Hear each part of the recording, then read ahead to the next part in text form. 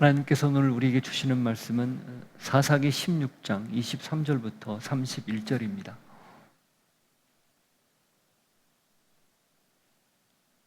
사사기 16장 23절부터 31절 같이 읽겠습니다. 블레셋 사람의 방백들이 이르되 우리의 신이 우리 원수 삼손을 우리 손에 넘겨주었다 하고 다 모여 그들의 신 다곤에게 큰 제사를 드리고 즐거워하고 백성들도 삼손을 보았으므로 이르되 우리의 땅을 망쳐놓고 우리의 많은 사람을 죽인 원수를 우리의 신이 우리 손에 넘겨주었다 하고 자신들의 신을 찬양하며 그들의 마음이 즐거울 때에 이르되 삼손을 불러다가 우리를 위하여 제주를 부리게 하자 하고 옥에서 삼손을 불러내매 삼손이 그들을 위하여 제주를 부리니라. 그들이 삼손을 두 기둥 사이에 세웠더니 삼손이 자기 손을 붙든 소년에게 이르되 나에게 이 집을 버틴 기둥을 찾아 그것을 의지하게 하라 하니라. 그 집에는 남녀가 가득하니 블레셋 모든 방백들도 거기에 있고 지붕에 있는 남녀도 3,000명 가량이라. 다 삼손이 제주 부리는 것을 보더라. 삼손이 여호와께 부르짖어 이르되 주 여호와여 구하옵나니 나를 생각하옵소서. 하나님이여 구하옵나니 이번만 나를 강하게 하사 나의 두 눈을 뺀 블레셋 사람에게 원수를 단번에 갚게 하옵소서 하고 삼손이 집을 버틴 두 기둥 가운데 하나는 왼손으로 하나는 오른손으로 껴 의지하고 삼손이 이르되 블레셋 사람과 함께 죽기를 원하노라 하고 힘을 다하여 몸을 굽히매 그 집이 곧 무너져 그 안에 있는 모든 방백들과 온 백성에게 덮이니 삼손이 죽을 때에 죽인 자가 살았을 때에 죽인 자보다 더욱 많았더라. 그의 형제와 아버지의 온 집이 다 내려가서 그의 시체를 가지고 올라가서 소라와 에스라울 사이 그의 아버지 마노아의 장지에 장사하니라. 삼손이 이스라엘의 사사로 20년 동안 지냈더라. 삼손의 마지막 여정을 저희가 함께 보면서 하나님 이 말씀 속에서 무엇을 우리에게 들려주실지 다시 귀를 기울이게 하시고 우리의 영혼이 이 말씀을 통해 하나님의 뜻을 분별하며 그 뜻대로 살기를 결단하게 하여 주옵소서. 예수 이름으로 기도하옵나이다. 아멘. 한 사람을 평가한다는 것은 매우 복잡한 일입니다. 그 사람의 단면만으로 삶의 전체를 담아낼 수 없어서고 또 삶 전체가 아무 흠결이 없다라고 단언할 수 없어서입니다. 사람들은 흔히 자신에게는 관대하면서도 남에게는 엄격한 아주 정확한 잣대를 들이대곤 합니다. 요즘 세태에 신조어, 그래서 내로남불이라는 그런 신조어가 방증이죠. 한마디로 말하면 객관적인 평가가 쉽지 않다, 그런 이야기입니다.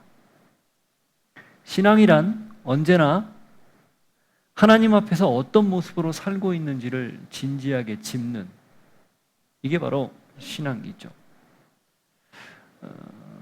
사람에게 원하는 평가를 받으려고 그 사람 앞에 눈속임을 하거나 혹은 이중적인 그런 모습을 살 게 아니라 우리를 제대로 바라보는 분, 똑바로 보는 분은 단 한 분, 하나님뿐이라는 사실을 알고 그 하나님 앞에 내가 지금 어떻게 살고 있는가, 어떤 태도와 자세로 살고 있는가를 늘 염두에 두어야 한다. 그게 중요하다는 거죠. 과연 하나님 눈에 합한, 맞는 그런 사람인가, 그런 삶인가를 늘 스스로 되물어야 한다, 그 말이죠. 삼손, 그는 과연 진짜 사사였을까요? 아니면 사사인 척한 사람, 사사가 아닌 사람이었을까요? 성경은 분명 그가 20년 동안 사사로 다스렸다라고 2번이나 말합니다. 그런데 그의 삶을 보면 그를 사사라고 부른다는 것 자체가 좀 불편한 일들이 수두룩해요. 아니, 지금까지 삶을 보면 전부가 다 동의하기 어려운 내용들 뿐입니다. 그는 욕망에 사로잡힌 사람이었고 그 욕망을 구실 삼아 마치 하나님의 일을 하는 것인 양 그렇게 포장했던 그런 사람이었어요. 그리고 그 욕망에 사로잡힌 그 끝은 결국 모든 것이 다 묶여버리는, 눈은 뽑히고 손은 묶이고 발은 감옥에 갇히는 그런 형편으로 전락하고 만 것이죠. 나시린이었지만 삶은 엉망진창 그 자체였습니다. 그런데 성경은 이걸 가감 없이 있는 그대로 보여줍니다. 무슨 뜻일까요? 우리는 삼손 이야기의 마지막 부분을 통해서 그가 과연 하나님이 세운 사사였는지, 그리고 왜 그가 20년 동안 사사로 다스렸다라고 성경은 말하고 있는지를 좀 짚어보려고 합니다. 그리고 이 과정을 통해 우리 역시 하나님이 부르신 그 부름에 맞게 살고 있는지, 그 하나님이 원하시는 대로 잘 살아가고 있는지를 한번 생각해 보려고 합니다. 자, 눈이 뽑히고 손은 묶이고 발은 자유를 박탈당한 삼손의 모습, 이건 하나님의 사람이 얼마나 큰 책임을 가지고 있는지를 여실히 보여줍니다. 그 결과 어떻게 되었기 때문인가요? 23절, 24절을 한번 보십시오. 블레셋 사람의 방백들이 이르되 우리의 신이 우리 원수 삼손을 우리에게 넘겨주었다 하고 다 모여 그들의 신 다곤에게 큰 제사를 드리고 즐거워하고, 백성들도 삼손을 보았으므로 이르되 우리의 땅을 망쳐놓고 우리의 많은 사람을 죽인 원수를 우리의 신이 우리 손에 넘겨주었다 하고 자기들의 신을 찬양하며.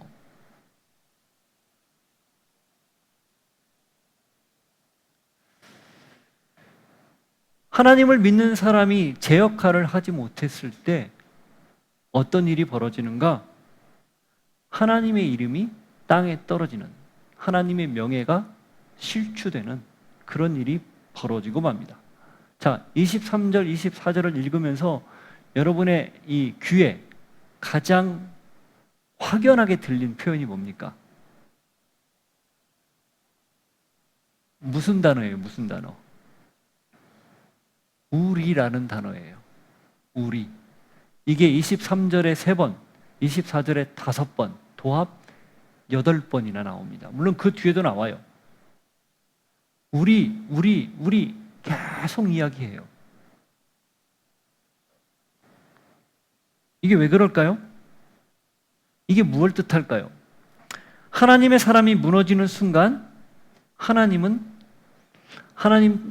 모르는 사람들에 의해서 그 이름이 땅에 떨어지고 만다. 그거예요. 물론 당연히 블레셋 사람들은 하나님을 인정하지 않았죠.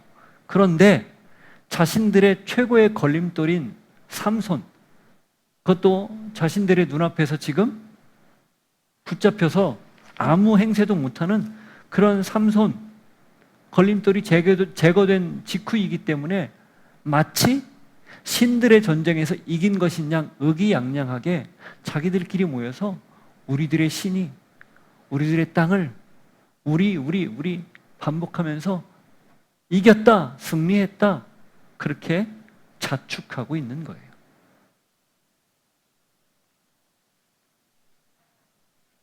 세상 모든 게 자기 중심으로 돌아가는 듯 자기 최면에 빠진 아주 극명한 모습인 셈이죠. 이제는 야훼, 여호와가 아니라 삼손이 믿는 신이 아니라 우리의 신 다곤이 최강이다. 일종의 이런 축제를 벌이고 있는 겁니다. 그래서 우리를 연발하며 보란듯이 그렇게 모여서 자기 신을 찬양하고 있는 거예요. 자, 이게 왜 벌어졌다고요? 삼손이 자기 역할을 제대로 못했기 때문에. 누가 부추겼다고요? 삼손이라는 하나님께 부름을 받았지만 하나님의 사람으로 살지 않고 자기 힘만 믿고 살았던 괴물, 그가 부추긴 겁니다. 하나님의 사람이라는 자가 하나님과 전혀 상관없이 살았기에 일어나는 심각한 부작용이다. 그런 뜻이죠. 로마서 2장 17절부터 24절을 보면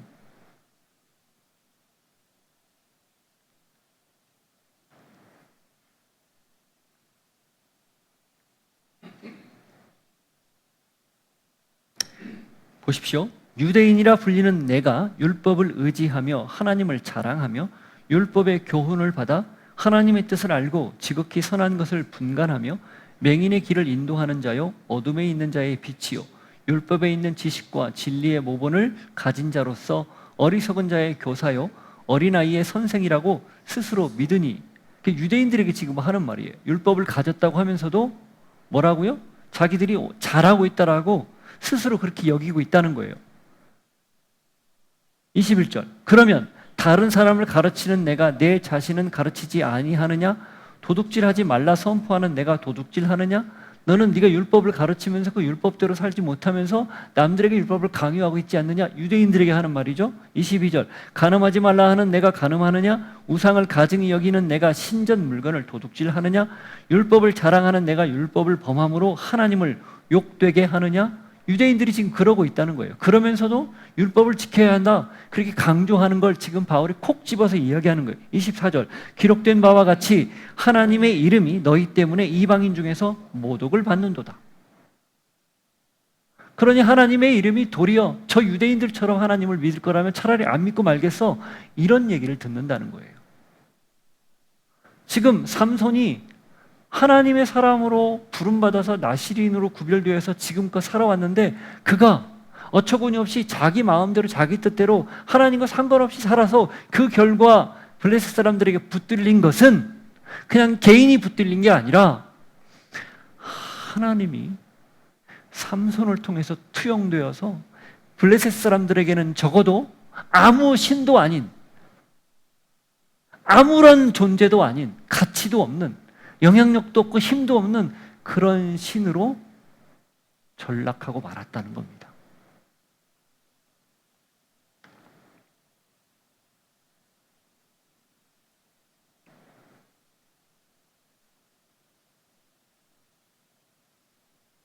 그리스도인이 그리스도인답게 살지 않으면 세상은 자기 중심적인 신화에 빠져서 오직 우리만 외칩니다. 우리란 이기적 욕망에 더불어 함께 다 같이 공동체 의식은 전혀 존재하지 않죠. 마치 율법주의에 빠진 방금 읽었던 유대인처럼 교회가 우리라는 함정에 빠지면 교회주의, 처치이즘, 영어에는 안 나오는 단어예요. 그냥 만든 단어입니다. 처치이즘, 교회주의에 빠집니다.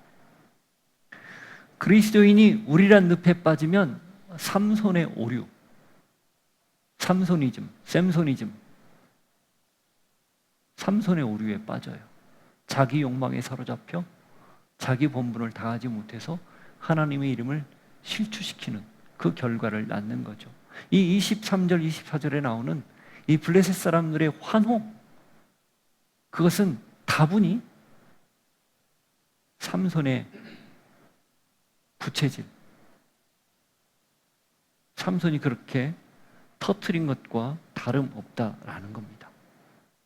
본문의 문제와 우리 현실의 문제가 다르지 않다는 거예요. 여러분의 삶은 하나님 중심으로 하나님 뜻대로 살려고 하나님만 높이는 삶입니까? 아니면 처치이즘, 교회주의, 혹은 샘손이즘, 삼손의 오류에 빠져서 하나님의 뜻과 무관하게 사는 삶입니까? 한번 스스로 점검해 보십시오. 삼손의 치욕은 이것으로 끝이 아니었습니다. 그는 용사였지만 이젠 블레셋 사람들의 오락거리가 되고 맙니다. 25절 보십시오. 그들의 마음이 즐거울 때에 이르되 삼손을 불러다가 우리를 위하여 제주를 부리게 하자 하고 옥에서 삼손을 불러내매 삼손이 그들을 위하여 제주를 부리니라. 그들이 삼손을 두 기둥 사이에 세웠더니 어떻게 돼요? 두 눈이 뽑히고 손은 묶여 있고 힘을 못 쓰니까 데려다가 뭘 하게 하자요? 재주를 부리게 하자. 이 재주를 부리다라는 말의 원문 뜻은요, 희롱하다 혹은 춤을 추게 하다, 노래하게 하다입니다. 춤추며 노래하면서 놀이객감을 삼는 거예요. 그는 용사였죠. 영웅이었어요. 근데 그 영웅이, 용사가 아무런 힘도 못 쓰고 사람들 앞에서 흥을 돋우는 오락거리로 전락하고 만 겁니다. 정체성이었던 사사가 그것과 무관한 한낱 사람들의 흥을 돋우는 오락거리가 되고 만 거예요.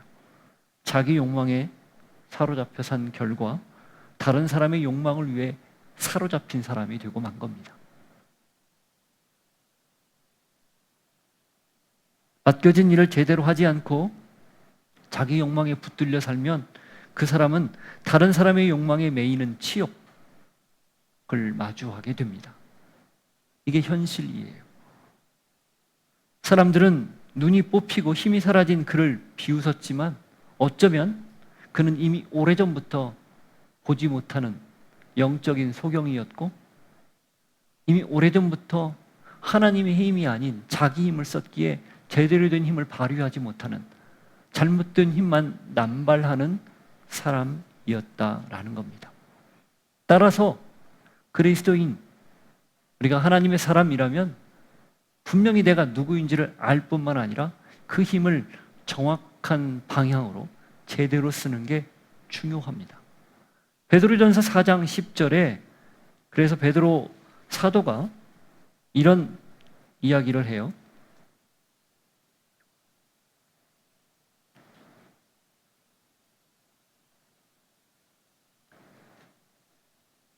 각각 은사를 받은 대로 하나님의 여러 가지 은혜를 맡은 선한 청지기 같이 서로 봉사하라. 이게 뭐라고요? 잘 보십시오. 청지기 같이 봉사해라. 계속 여러 번 인용했던 말씀이에요. 하나님이 우리에게 맡겨주신 귀한 사명이 있는데 내 것 아니라는 거예요. 하나님이 맡겨주신 것이고 모든 것이 다. 그러니 맡겨주신 자의 그 태도로 자기 거라 주장하지 말고 제대로 써라, 바르게 써라, 그런 의미이죠. 우리에게 주어진 기회, 시간, 모든 것 하나님이 관리자로 허락했다는 사실을 기억하고 내 것 아니라는 생각으로 잘 쓸 수 있기를 바랍니다. 그래야 남의 욕망에 사로잡히지 않습니다. 당연히 내 욕망에도 사로잡히지 않죠. 자, 그런데 이상한 건 삼손이 예전의 삼손이 아니라는 거예요. 그렇게 놀이객거리가 됐는데 어떻게 합니까? 그가 기둥 사이에 지금 있었는데 어떻게 해요? 26절, 27절.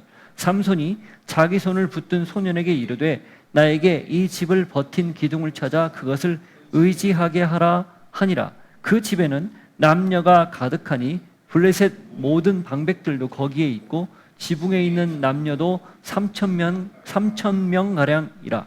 다 삼손이 재주 부리는 것을 보더라. 어떻게 해요? 재주를 부리는데 기둥 사이에 있는데 거기 25절 자기 손을 붙든 소년에게 이르되 이 집을 버틴 기둥에 나를 좀 데려다 다오, 이렇게 말하는 거예요.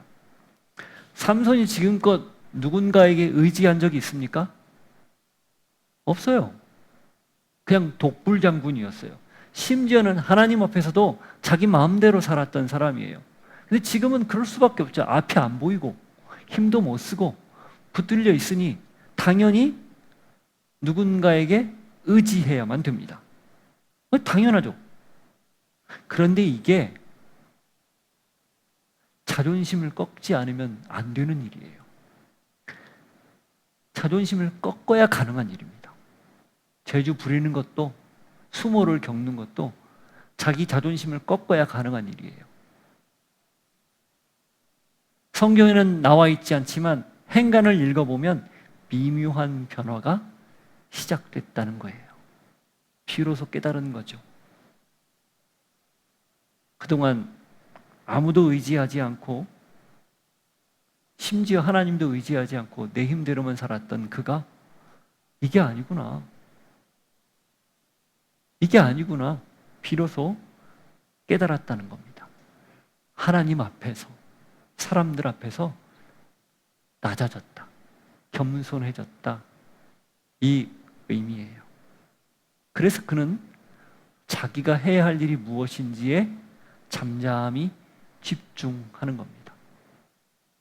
많은 사람들의 군중 소리를 들었어요.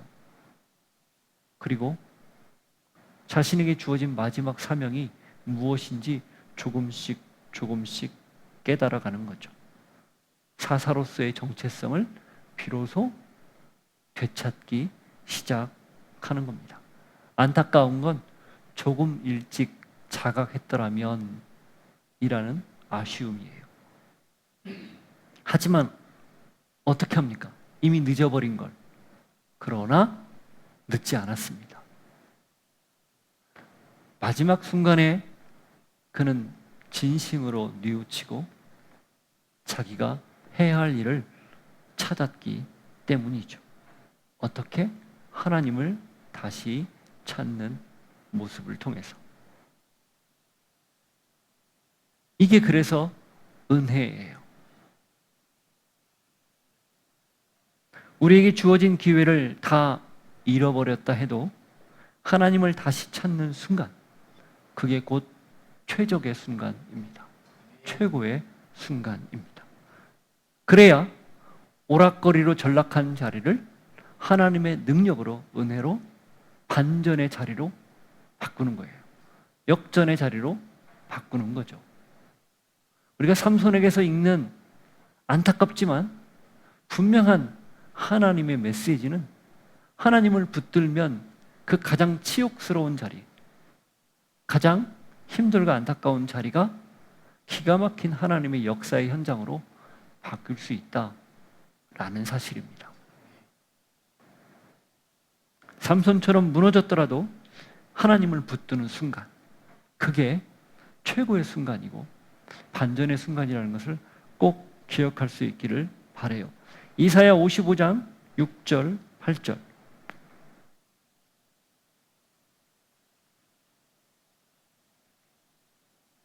너희는 여호와를 만날 만한 때에 찾으라. 가까이 계실 때에 그를 부르라. 악인은 그의 길을, 불의한 자는 그의 생각을 버리고 여호와께로 돌아오라. 그가 그리하면 그가 긍휼히 여기시리라. 우리 하나님께로 돌아오라. 그가 너그럽게 용서하시리라. 익히 잘 알고 있는 말씀이죠. 늦지 않았다는 거예요.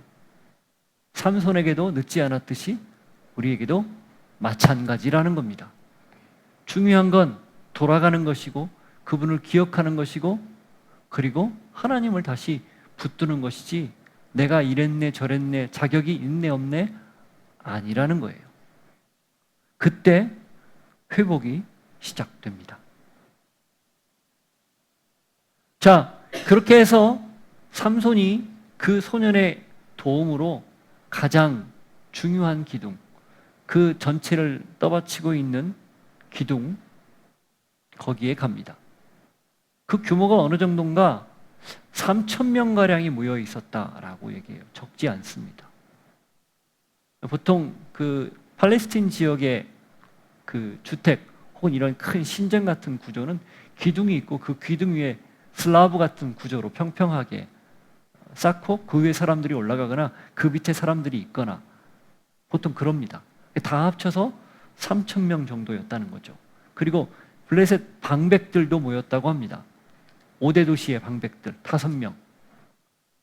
들릴라에게 찾아가서 거래했던 그 사람들도 마치 전리품을 취하듯 그 자리에 왔을 거라 그 얘기죠. 그때 이제 삼손이 두 기둥 사이에서 어떻게 합니까? 처음이자 마지막 기도를 하나님 앞에 드립니다. 28절. 삼손이 여호와께 부르짖어 이르되 주 여호와여 구하옵나니 나를 생각하옵소서. 하나님이여 구하옵나니 이번만 나를 강하게 하사 나의 두 눈을 뺀 블레셋 사람에게 원수를 단번에 갚게 하옵소서 하고, 처음이자 마지막 기도입니다. 그런데 이 기도 잘 보면 하나님이 그토록 오랫동안 기다렸던 기도라는 걸 알 수 있습니다.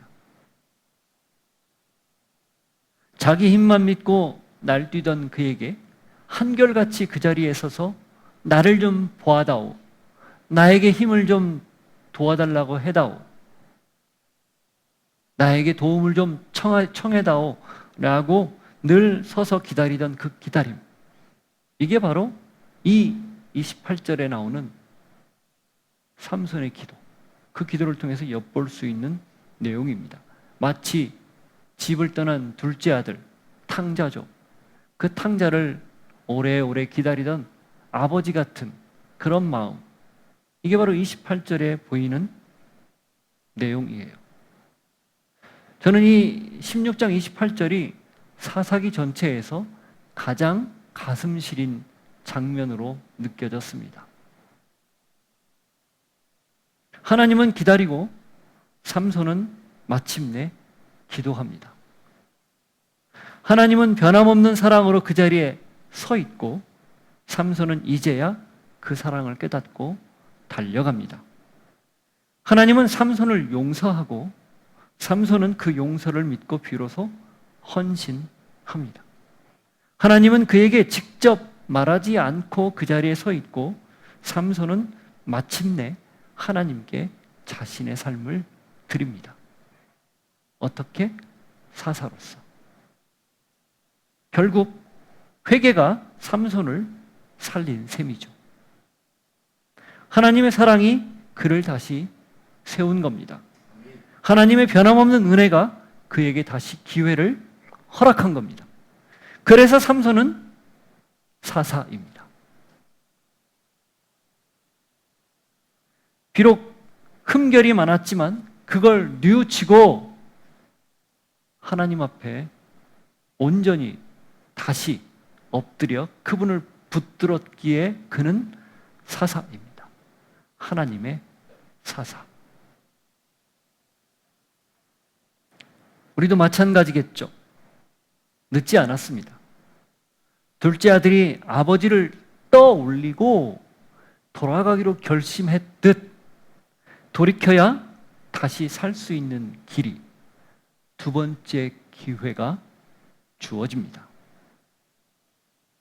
하나님을 더 기다리게 하지 말라, 그런 뜻이죠. 이사야 30장 18절을 보십시오.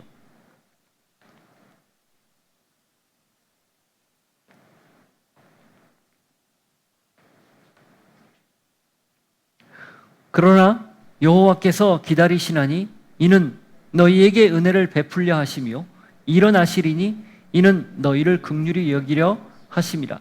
대저 여호와는 정의의 하나님이심이라. 그를 기다리는 자마다 복이 있도다. 아멘. 밑줄 긋고 외워보십시오. 다시 읽어볼까요? 그러나 여호와께서 기다리시나니 이는 너희에게 은혜를 베풀려 하시며 일어나시리니 이는 너희를 긍휼히 여기려 하심이요 대저 여호와는 정의의 하나님이심이라. 그를 기다리는 자마다 복이 있도다. 암울한 시대에 죄악으로 가득 찬 하나님을 믿는다고 말하는 사람들에게 이사야가 선포한 메시지예요. 하나님이 뭐 한다? 기다리신다. 그에게 달려가라. 그를 찾아라. 그를 붙들어라. 그 길만이 살 길이고 그게 복된 길이다. 그렇게 이야기하는 거죠. 늦은 감이 있습니다. 그러나 늦지 않았습니다. 진작에 이렇게 살았으면 어땠을까? 그러나 지금이라도 그렇게 하나님 앞에 다시 간절히 기도하며 도움을 구했기에 그는 사사입니다. 여러분도 마찬가지입니다. 늦지 않았습니다. 언제나 지금이 가장 빠른 시간이고 가장 정확한 하나님의 타이밍이라는 사실을 잊지 않는 여러분들 모두가 되기를 도전하고 축복합니다. 자, 그렇게 해서 삼손은 하나님 앞에 간절히 기도했어요. 어떻게 됩니까? 마지막 순간에 할 일이 무엇인지를 깨닫고 그걸 실행에 옮깁니다. 29절, 30절. 삼손이 집을 버틴 두 기둥 가운데 하나는 왼손으로 하나는 오른손으로 껴 의지하고 삼손이 이르되 블레셋 사람과 함께 죽기를 원하노라 하고 힘을 다하여 몸을 굽히매 그 집이 곧 무너져 그 안에 있는 모든 방백들과 온 백성에게 덮이니 삼손이 죽을 때에 죽인 자가 살았을 때에 죽인 자보다 더욱 많았더라.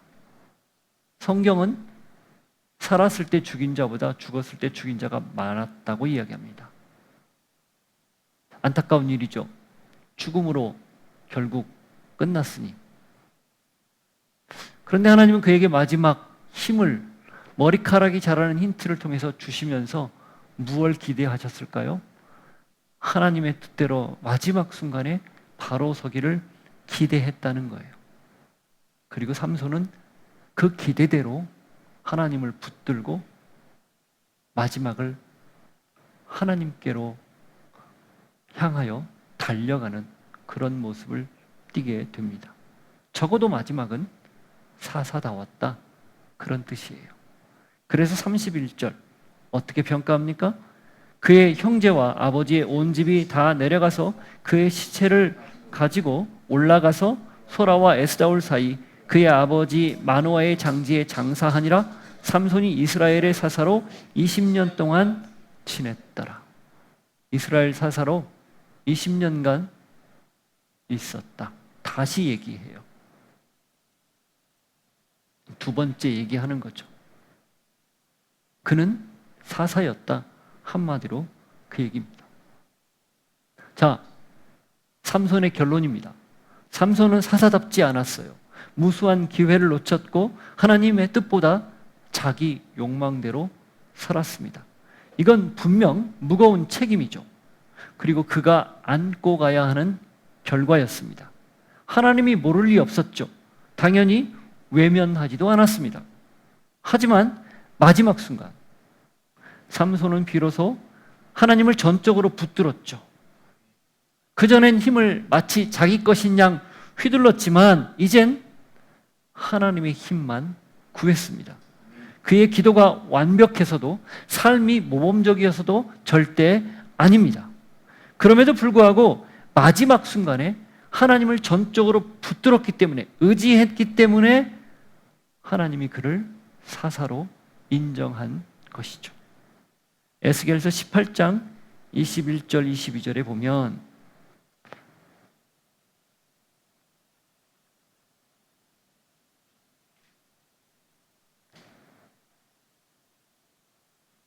같이 읽죠. 그러나 악인이 만일 그가 행한 모든 죄에서 돌이켜 떠나 내 모든 율례를 지키고 정의와 공의를 행하면 반드시 살고 죽지 아니할 것이라. 그 범죄한 것이 하나도 기억함이 되지 아니하리니 그가 행한 공의로 살리라. 동의서에서 먼 것처럼 내 그 죄과를 다 용서하는 거죠. 미쁘시고 미덥고 의로우사 우리가 고백하면 다 용서하시고 기억조차 하지 않는다. 요한 1서에 나오는 말씀하고 같은 맥락이죠.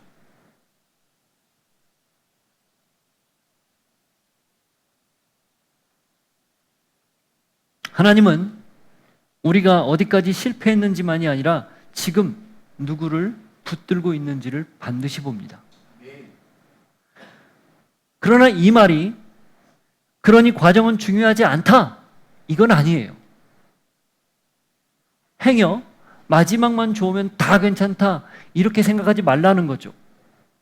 오히려 삼손은 그의 삶을 통해 우리에게 경고합니다. 과정을 무시한 결과는 너무나 쓰라리고 고통스럽다는 걸. 그가 비록 회개하고 하나님의 뜻을 이뤘지만 그 마지막은 반전이면서 동시에 비극이라는 걸. 물론 죽음을 이해하는 그 모습에 따라 다르겠지요. 그러나 적어도 그가 사사로 부름을 받아서 더 많은 일들을 할 수 있었음에도 불구하고 그의 사사직이 20년에 머문 것은 그의 삶의 과정이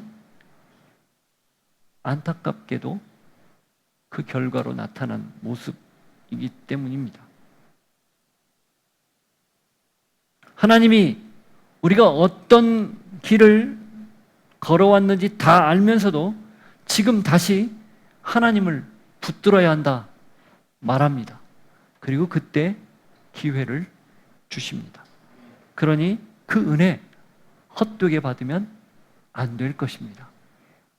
고린도후서 6장 1절 2절에 보면 우리가 하나님과 함께 일하는 자로서 너희를 권하노니 하나님의 은혜를 헛되이 받지 말라. 이르시되 내가 은혜 베풀 때에 너에게 듣고 구원의 날에 너를 도왔다 하셨으니 보라 지금은 은혜 받을 만한 때요 보라 지금은 구원의 날이로다.